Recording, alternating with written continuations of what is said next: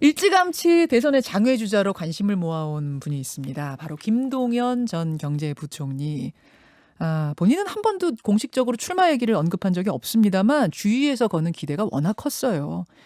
그런 김동연 전 경제부총리가 오늘 자신의 저서를 출간합니다. 책 제목이요. 대한민국 금기 깨기입니다. 과연 김동연 전 부총리가 꿈꾸는 세상은 어떤 모습인지, 또 그걸 위해서 어떤 각오가 서 있는지 제가 직접 확인해 보도록 하죠. 김동연 전 부총리 스튜디오에 나오셨습니다. 어서 오십시오. 네, 안녕하세요. 반갑습니다. 처음 뵙겠습니다. 처음 뵙죠. 전에 그 전화로만 제가 인터뷰한 적이 전화로만, 있고요. 맞아요. 네, 네. 이렇게 생기신 분이셨군요. 예. 이렇게 아니, 생겼습니다. 예. 워낙 그러니까 부총리 그만둔 후에 언론 인터뷰를 뭐 거의 안 하셨기 때문에 네, 많은 그렇습니다. 분들이 저처럼 궁금해하셨어요. 네. 잠깐 저쪽 유튜브 카메라 보시면서 그렇군요. 인사 한 말씀 하시겠어요? 네, 반갑습니다. 그 시청자 여러분, 또 청취자 여러분 이렇게 뵙게 돼서 반갑습니다. 또 과분한 관심, 또 과분한 성원 주신 분도 계셨고요. 늘 감사드리고 있습니다. 부총리 그만두고 많이 성찰을 했고요. 지금도 이렇게 우리 사회 변화를 위해서 작은 기여를 했으면 하는 작은 소망을 갖고 살고 있습니다. 감사합니다. 좀 쑥스러우시죠? 네, 좀 쑥스럽네요. 갑자기 이렇게 주문하시니까요. 굉장히 오랫동안 준비해 오신 책으로 제가 알고 있는데 오늘 드디어 그 책을 출간하시는군요. 책 제목이 대한민국 금기 깨기. 네, 그렇습니다. 단도직입적으로 뭘 깨야 합니까? 그 책에서는 세 가지 질문에 대한 답을 했습니다. 첫 번째는 우리나라 진짜 문제가 뭘까? 두 번째는 그 문제를 풀 해답은 무엇일까? 세 번째는 그 해답을 실천에 옮기는 방법은 무엇일까? 이렇게 세 가지 질문에 대한 답을 찾는 여정이고요. 저는 금기를 깨자고 주장을 하고 있습니다. 네. 금기는 우리가 깨려고 엄두조차 못 내거나 깨려고 생각을 하지만 깨지 못한다고 생각하는 것들이죠. 그래서 그런 것들을 쭉 깨자고 하는 얘기를 하고 있습니다. 우리 사회의 문제 근저에 있는 것을 만약에 대표적으로 하나 뽑으라면 저는 승자 독식 구조라고 얘기를 하고 있는데. 승자 독식 구조. 네. 그래서 거기서 비롯되는 여러 금기들, 예를 들면 뭐 우리 경제의 추격 경제 금기를 깨자든지, 또는 세습 경제의 금기를 깨자든지, 예. 또는 거품 경제의 금기를 깨자든지 하는 주장을 하면서 네. 미래에 대한 얘기를 하고 있습니다. 승자 독식 구조를 깨고 기회복지 국가로 가야 한다. 그렇습니다. 예. 전체 이제 흐름이 그런 기조하에 진행이 되던데요. 기회복지 국가란 말은 조금 생소해요. 네, 이건 네. 뭔가요? 이런 거죠. 우리 사회에 여러 문제들이 있는데 네. 그 문제가 기회와 연결이 되는 것 같습니다. 예를 들면 첫 번째로는 더 많은 기회가 만들어지지 않고 있어요. 옛날보다 더 많은 일할 기회, 사업할 기회, 장사할 기회, 또는 사랑할 기회, 결혼할 기회 이런 것들이 만들어지지 않고 있기 때문에 기회를 더 많이 만듭시다 하는 얘기고요. 두 번째는 기회가 주어져도 고르게 주어지지 않는 것 같아요. 그래서 어떤 사람은 너무나 많은 기회가 주어지고 어떤 사람에게는 아주 제한적인 기회가 주어지는 것 같아요.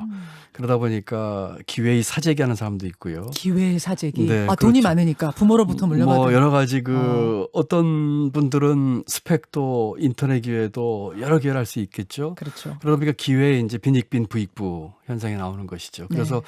어떻게 하면 우리 사회를 조금 더 고른 기회를 제공할 수 있는 사회를 만들 수 있을까 하는 게 두 번째고요.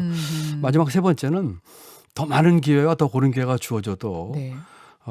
기회 접근조차 제한되는 사람들이 꼭 우리 사회에 나오게 마련입니다. 그래서 그런 분들에게 기회복지 안전망을 좀 제공해 주자 하는 측면에서 저는 기회복지 또는 기회란 말을 미래를 위한 화두로 이렇게 던졌다 이렇게 보시면 될 것 같습니다. 조금 어려울 수도 있는데 제가 이해한 게 맞나 봐주세요. 그러니까 사과를 따서 입에 넣어주는 복지도 있지만 그 사과를 딸 수 있는 기회를 최대한 많은 사람에게 공정하게, 공평하게 만들어주자. 뭐 네. 이런 거라고 보면 돼요. 뭐 그렇게 생각하시면 될 것 같습니다. 그게 아주 바로 쉽게 얘기하시네요. 기회 복지 국가. 네. 사실 김동연 전 부총리의 철학을 이해하려면요. 이분이 어떤 삶을 살았는지 그 살아온 행적에 대한 이해가 있어야 쉽습니다. 제가 잠깐 소개를 하자면 흑수저 중에 흑수저시죠. 뭐 그렇게 뭐, 네. 소년 가장이었고 가난 때문에 대학은 생각도 못하고 상고를 나와서 은행에 취업을 했습니다. 그런데 합숙소 쓰레기통에 버려진 고시 잡지를 주워든 게 계기가 돼서 야간 대학에 들어가셨어요. 주경야도? 야간 대학 들어간 거는 고시 잡지 보기 전이고요. 네, 그러니까요. 네, 그렇습니다. 예. 아, 잡지 보기 전에 네, 네. 들어갔다가 그럼 잡지는 그 다음에 보신 거예요? 그 다음에 이제 직장 생활과 야간 대학 생활을 병행하면서 네, 네. 제가 있었던 독신자 합숙소 쓰레기통에 그 잡지를 보고 이제 공무원 시험 한번 준비해 볼까 하는 생각을 하게 됐습니다. 그렇게 되신 거군요. 네, 네. 1982년에 입법고시와 행정고시를 붙고 경제기획원에는 바로 들어가신 거예요? 아니면 바로 그렇습니다. 경제기획원으로? 예, 그렇습니다. 예, 저 발령지가 경제기획원이었습니다. 요즘 저런 야간대학 출신도 여기 들어오냐? 라는 비웃음을 들으셨다고요. 또 얼마나 비웃음. 서러우셨어요? 비웃음이라기보다는 뭐 그 당시에 제가 저희 직장에 있을 적에 제가 나온 고등학교나 대학교를 나오신 분이 없었으니까요. 거의 없었으니까요. 상업학교에 야간대학이었으니까요. 뭐 비웃음이라기보다는 조금 특이하게 좀 돌연변이처럼 보여졌을 거고요. 뭐 그때 20대 또 30대 이때는 뭐 많은 열등감 속에서 지내왔죠. 많은 열등감 네, 속에서. 네. 내가 버텨야 한다 이런 생각으로 버티셨어요. 그 공직사회에 가진 편견이 많았을 텐데. 그렇죠. 뭐 20대 30대 여러 제 속에 있는 감정의 응어리 중에서 딱 하나 뽑아내려면은 열등감이었습니다. 열등감. 네, 그렇습니다. 지금은요? 지금은 그런 열등감이 있지는 않고 또 그런 열등감이 주어져서는 안 되는 사회가 된다고 생각하면서 아주 꿋꿋하게 제 길을 가고 있죠. 우리 사회가 학벌이라든지 또는 재산의 정도라든지 이런 것으로 인해서 차별받아서는 안 되는 것이고요. 또 교육 격차처럼 이제는 세습이라고 하는 것이 부의 세습이 아니라 네. 인적자원 투자를 통한 세습이 교육 격차를 통해서 이루어지는 이런 네. 것들이 시정되는 사회. 그것이 아까 이제 더 고른 기회 또는 공정하고 관련되는 기회복지. 네, 그렇습니다. 그런 알겠습니다. 사회를 만들어야죠. 그런 가진 편견을 딛고 결국 경제관료로서는 최고직인 경제부총리까지 갔습니다. 문재인 정부 초기에 경제부총리 지내셨고요. 근데 최저임금과 소득주도 성장 이 두 가지 문제로 강하게 부딪혔고 결국은 이제 그만두게 되는 어떤 결정적인 계기가 됐어요. 그때 왜 그렇게 반대하셨어요? 그 사항에 대해서는 초기부터 이제 내부에서 심한 토론이 있었는데 저는 최저임금 문제에 있어서는 여러 가지 문제 제기를 했습니다. 예를 들어서 물건값이 오르면 수요가 떨어지거든요. 그렇죠. 커피값이 오르면 커피 드시는 분이 줄어드는 겁니다. 그렇겠죠. 임금은 노동의 가격이거든요. 노동의 가격이 오르면은 수요에 영향을 미칠 것이다. 노동 수요에. 그렇기 때문에 우리 사회에 고용에 영향을 미칠 가능성이 있다 하는 점을 우리 표시를 했었고요. 노동의 가격이 올라가면 그 노동에 노동을 대한 수요가 사서 쓰는 사람 수가 줄어들 수밖에 그렇죠. 없다. 네, 그런 점이 있을 수 있다는 점 하나. 두 번째는 우리 지금 자영업자나 이 소상공인이 전체 취업 인구의 25%나 됩니다. OECD에서 가장 높은 나라거든요. 이런 분들이 이런 비용으로 되기 때문에 네. 상당한 어려움이 있을 것이다 등등. 그다음에 세 번째로는 이 시장의 가격에 정부가 개입하는 것이 가장 안 좋은 일입니다. 노동의 가격의 개입을 사회정책상 어느 정도는 할 수 있지만 네. 심하게 개입하는 것은 결국 문제를 가져올 수 있거든요. 첫 해에 최저임금 16% 정도. 16.4% 올랐고 16.4%. 둘째에 10.9% 올랐습니다. 그것은 과한 거라고 판단하셨어요? 그렇습니다. 다만 임금을 올리는 최저임금을 올리는 문제는 우리가 가야 할 방향은 틀림이 없습니다. 방향은 맞다. 방향은 맞습니다. 다만 이것을 어떻게 우리가 시장과 소통하면서 네. 방향은 제시하고 비교적 시장에서 수용할 수 있고 이해할 수 있는 시간 범위 내에서 합리적인 선에서 올리는 것이 중요하고요. 그런 과정에서 네. 여러 가지 부작용이 나올 수가 있어요. 그것에 대한 보완책을 잘 만들어서 네. 임기 내에 이제 좀 계획성 있게 하자는 것이 저희 주장이었었고요. 초기에 이제 첫 해 둘째에 이제 올리는 것에 대해서는 그런 면에서 제가 시장에 주는 충격이 크고 오히려 추구하려고는 가치를 해칠 수도 있다 하는 식으로 이제 반대 의사를 분명히 그러셨죠. 내부적으로 했었죠. 소주성, 소득주도 성장에 대해서도 그것도 방향은 맞지만 혁신 성장이 우선이다라는 그런 입장을 그 당시에 펴셨어요. 그럼 결국 지금 보면 그 두 가지는 모두 실패했다고 보십니까? 소주성, 최저임금 인상. 그 의도한 좋은 그 의도에 비해서는 거기에 맞는 성과를 내지를 못했습니다. 오히려 그 가야 되는 방향임에도 불구하고 이게 다른 좀 잘못된 것이 아니냐는 그런 인상을 주는 거가 됐죠. 추구하는 가치를 오히려 해칠 수도 있다는 식에서 문제 제기를 많이 했었는데 오히려 역효과를 냈다고 보시는 거예요. 이런 거죠. 주장은? 예를 들어서 최저임금 인상은 아까 말씀드린 것처럼 우리가 가야 될 방향인데 네네. 많은 국민들이 최저임금의 인상에 대해서 굉장히 부정적인 생각을 갖고 계십니다. 이제는 그렇게 돼야 그렇죠. 거죠. 그렇지만 원래는 이게 가야 될 방향이고 어떤 적절한 예고와 시장과의 소통을 통해서 가야 될 길임에도 불구하고 잘못된 것이라는 그런 인상을 준 것이 제가 가장 가슴 아프게 생각하는 부분이죠. 그럼 처음에 16%막 이렇게 올릴 게 아니라 그때부터 서서히 좀 더 이렇게 체계적으로 조금씩 올렸다면 이렇게 안 됐을 거라고 부정적인 식. 제가 주장했던 거는 네. 임기 내에 그 합리적 인선에서 주장을 해서 목표하는 바를 이루자 이런 것이었고요. 그 당시에 기억하실지 모르겠습니다만 2020년까지 10,000원을 만들자 그랬거든요. 네. 저는 임기 내에 그것을 목표를 수정을 하고 전체적으로 좀 합리적으로 그런데 가장 중요한 것은 시장과의 소통입니다. 소통. 그런 것이었고 알겠습니다. 뭐 이런 면에서 첫 해는 조금 분명한 어떤 신호와 시그널을 주는 것은 필요했지만 그 관리를 조금 더 정교하게 했었어야 했다 이렇게 해서 안에서 심한 토론이 벌어졌었죠. 근데 그때는 이 정부 초기고 대통령 지지율이 최고점 찍을 때 아닙니까? 그렇게 반기 드는 게 이게 쉬운 일은 아니었을 텐데요. 반기라기보다는 정책에 있어서 그런 제 소신을 늘 얘기를 했기 때문에 또 대통령께서도 뭐 제 얘기를 경청을 많이 해주셨습니다만 결국은 제 의견이 받아들여지지 않은 것이었죠. 어쨌든 공직생활 34년 하면서 네. 제가 생각했던 소신껏 그렇게 한 것이 정부와 대통령과 우리 국민을 위한 길이라고 생각했기 때문에 예. 뭐 조금 더 주저하지 않고 저는 시종일관 그런 소신을 밝혔습니다. 그러려면 그만두시오. 막 이런 얘기들 압박 같은 건 안 들어왔어요? 딴소리 하려면 그만두시오. 막 이런 건 없었어요? 뭐 여러 가지 토론 과정에서 이런저런 얘기는 있었지만 뭐 저는 꿋하게 말씀을 드렸고요. 그리고 자리에 뭐 연연한 적도 없었고요. 또 그런 생각을 하면서 실제로 2018년도에 그 고용이 굉장히 떨어지는 통계가 아주 안 좋은 통계가 나오는데 제가 바로 4.1을 표했었고요. 그런 사회 표한 것이 이제 고용에 대한 책임도 있지만 제가 말씀드린 그런 정책들이 받아들이지 않은 것에 대한 뭐 그런 것도 같이 포함돼서 4.1을 표했던 것이죠. 지금 재난지원금을 두고 선별이냐 보편이냐, 즉 80% 지급이냐 100% 지급이냐를 놓고 한 달째 논쟁이 벌어지고 있습니다. 홍남기 경제부총리는 전국민 지급은 안 된다는 입장이고요. 여당은 전국민 지급해야 된다고 당론으로 정했고요. 개인적으로는 어떻게 보십니까? 저는 이 재난지원금은 위험에 처하고 수요가 있는 사람에게 두텁게 지급을 해야 된다고 생각을 합니다. 선별이요? 보편적 복지를 지향하는 건 맞습니다. 그런데 철학이 있어야 됩니다. 보편적 복지의 철학은 누구에게나 준다는 회길이 아니고요.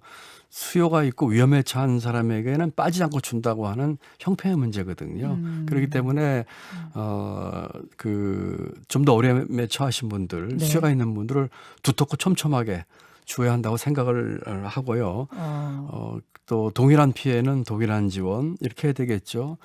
많은 분들이 이제 이것이 경기 진작 내지 소비 진작을 해서 줘야 된다는 얘기를 하는데 제가 보기에는 그 효과는 크지 않을 것 같습니다. 왜냐하면은 지금의 우리 소비 진작과 경기 진작의 핵심은 코로나 극복입니다. 그래서 이 문제가 극복되지 않고서는 소비 진작은 그렇게 크지 않을 거예요. 그래서 저는 위험에 처하고 수요가 있는 분들에게 대해서 촘촘하고 두텁게 줘야 주는 것이 된다죠. 맞다 이렇게 보고 있습니다. 그렇게 보고 계시는군요. 그럼 홍남기 부총리가 계속 꼭 이거 밀고 나가야 된다고 보시는 거예요? 홍 부총리가 이 부분에 대해서 여러 가지 뭐 생각을 가지고 있으니까 그 소신껏 해야 되겠지만 또 대의 기관이 또 국회가 있기 때문에요. 국회와 충분히 협의를 해야 될 겁니다. 또 야당하고 협의를 하면서 슬기롭게 뭐 해결할 수 있으리라고 또 그렇게 기대하고 있습니다. 아무튼 이제 지금 김동연 전 경제부총리 만나고 있습니다. 아무튼 이 대한민국의 금기를 깨고 기회복지국가로 가야 한다는 비전은 급조된 게 아니라 상당히 탄탄한 어떤 오랜 생각의 기반을 두고 만들어진 거다라는 느낌을 여러분 받으시죠. 근데 아직은 책 속에만 존재해요. 이론으로만 존재해요. 이론으로는 못할 게 없습니다. 이론으로는 저도 합니다. 누가 이걸 실현하느냐의 문제 아니겠습니까? 그래서 만약 이걸 당신이 직접 나서서 현실에서 실현해봐라 라고 시대가 요구한다면 자신을 던질 각오는 되셨습니까? 당연히 이렇게 해야죠. 제가 공직을 34년을 했고요. 국가로부터 받은 혜택이 큽니다. 이와 같이 지금 우리 뭐 정치주들도 그렇고 미래에 대해서 얘기하시는 분이 별로 없거든요. 예. 과거 얘기 또는 진영 논리, 이념 싸움이거든요.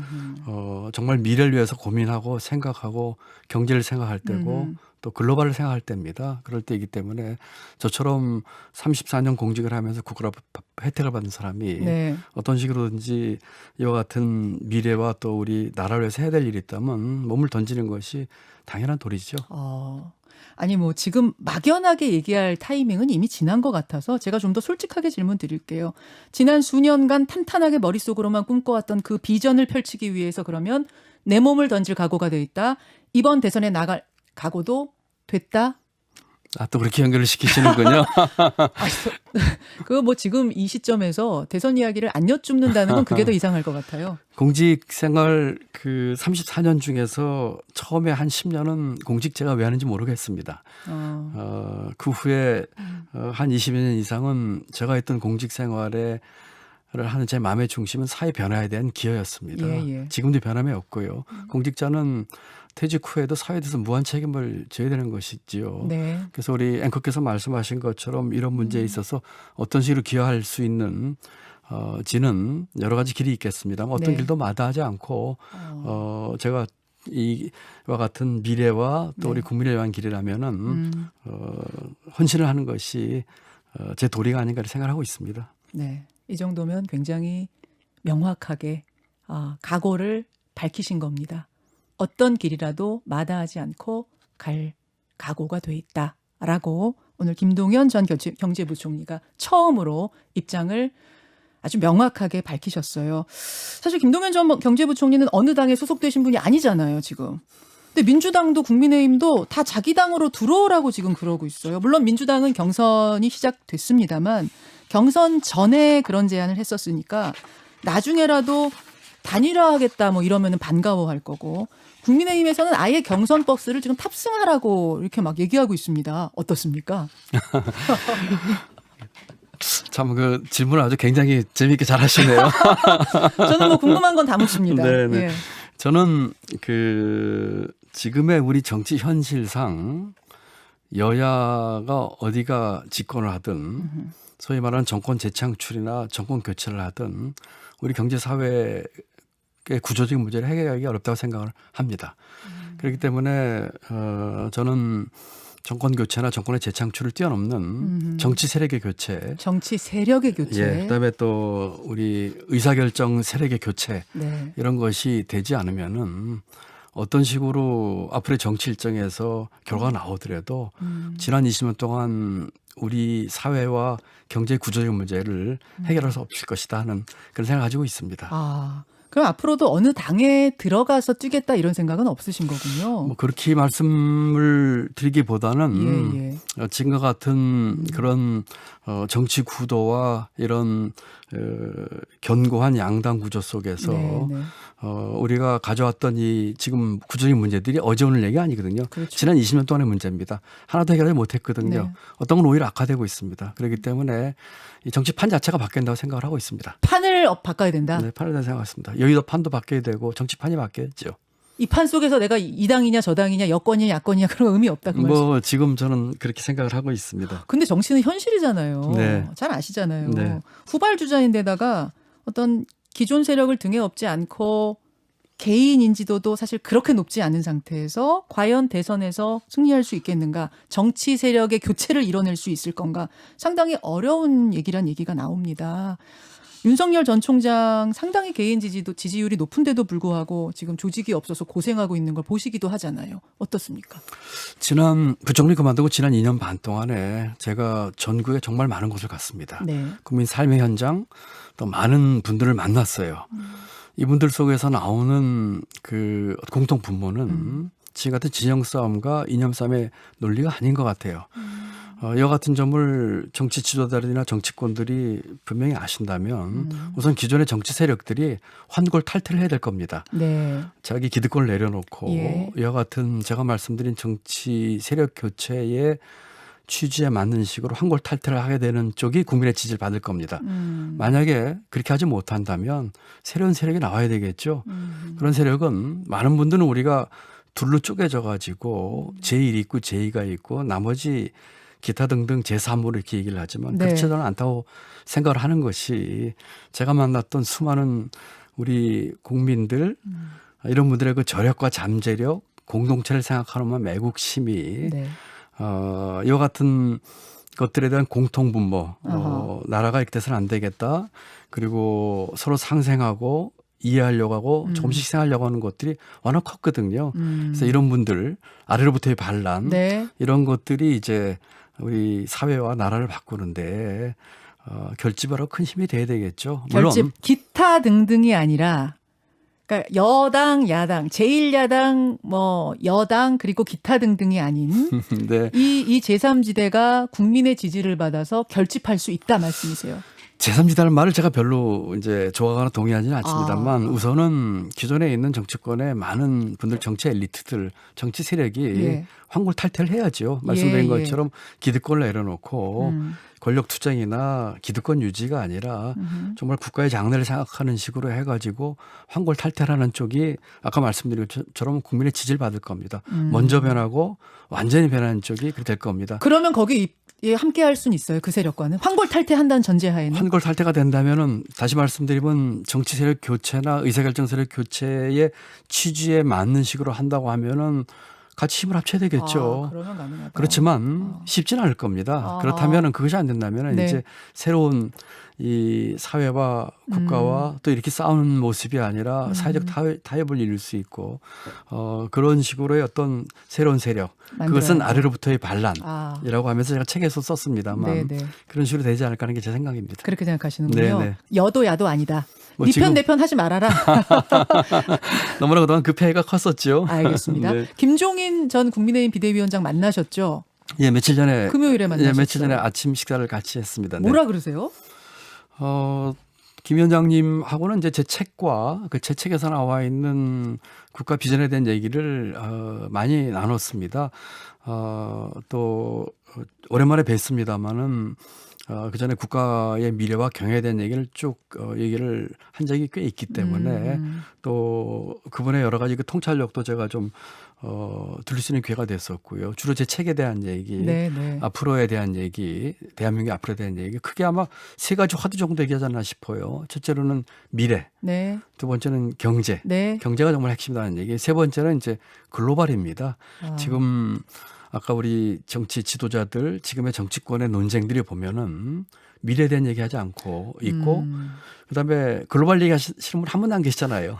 그것들에 대해서 두 분이 공감대를 가지고 그러면 뭔가 정치 세력, 새로운 정치 세력을 만드는데 도와주십시오 하면 도와주시겠다고 하시던가요? 뭐 그런 얘기를 나누지는 않았습니다. 그건 아닙니까? 나누지 않았지만은 기본적으로 아까 말씀드린 세 가지 화두 미래에 대한 얘기, 경제에 대한 얘기, 글로벌에 대한 얘기에 대해서는 뭐 생각을 같이 하시고요. 네, 전적으로 지금 대한민국의 미래에 대해서 이와 같은 것들이 사회 아젠다가 되고 의제가 돼야 되는데 이런 것들이 되지 못하고 있는 안타까움 이런 말씀을 많이 하셨습니다. 같이 하실 수도 있어요. 뭐 아까 말씀드린 것처럼 그 미래 경제 글로벌 그리고 이런 것들을 위한 정치 세력과 의사결정 세력의 교체 아래로부터 반란에 찬성하는 분들이라면 저는 힘을 합쳐야 된다고 생각을 합니다. 그렇게 보시는군요. 네. 알겠습니다. 오늘 첫 인터뷰에서 뭐 처음부터 끝까지 다 얘기 들을 수는 없을 거고 오늘 시작으로 자주 모시도록 하겠습니다. 네, 네, 알겠습니다. 김동연 전 경제부총리 고맙습니다. 네, 감사합니다. 네.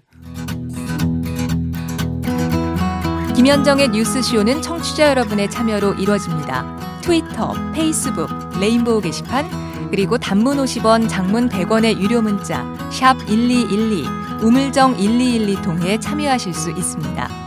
김현정의 뉴스쇼, 여러분과 함께 만듭니다.